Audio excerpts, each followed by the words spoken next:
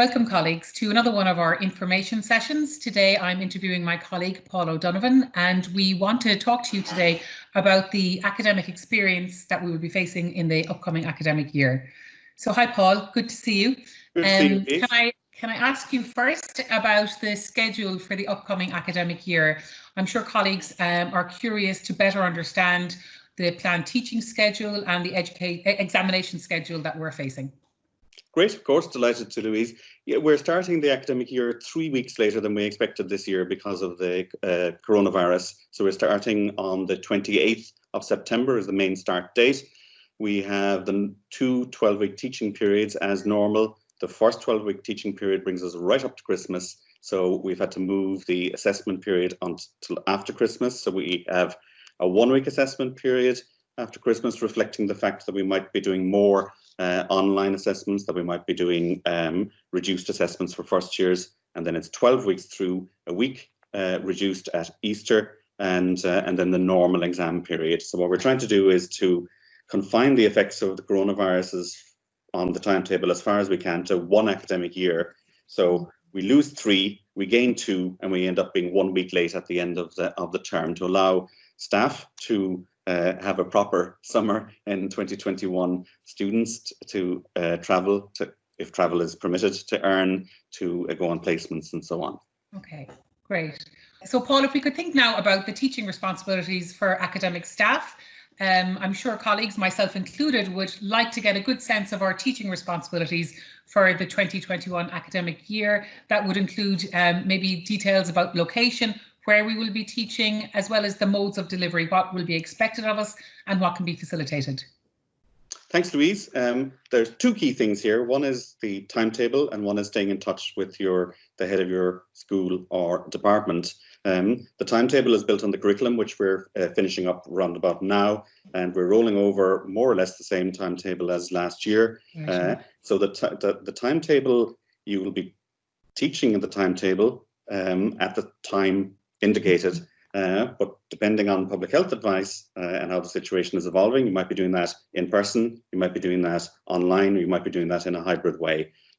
This is going to evolve obviously during the summer, so we hope there will be a mix. We'd hope to be all back in, but I think realistically there will be a mix of methods. We'll try and give a preference to first years and to first timers in UCC who won't have been on the campus before, to get them into campus. But clearly there are some disciplines and subject areas where you have to be physically present, labs, some of the medical sciences and so on, you have to be physically present. So we've got to balance all those things. So stay in touch with your head of school or department.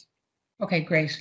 And so finally, I suppose these decisions, there are many to be made, and it's very much I suppose a movable feast as regards those decisions. And so we'd like to get that better idea as to where these decisions about the academic year are being made and by whom are those decisions being made, and perhaps very importantly, how will those decisions be conveyed to colleagues across the university in the coming months?